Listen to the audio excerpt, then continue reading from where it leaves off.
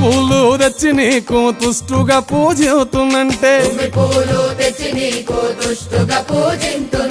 కొమ్మ కొమ్మన కోటి తుమ్మెద లెంగిలంటున్నావు శివ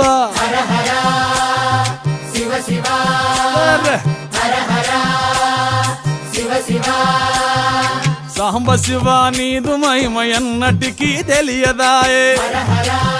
గట్టిగా నారికేలము తెచ్చి నీకు నైవేద్యము చేతునంటే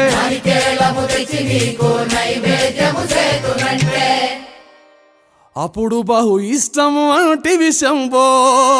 సామి హర హర శివ శివ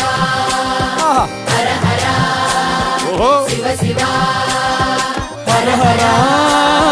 శివ శివ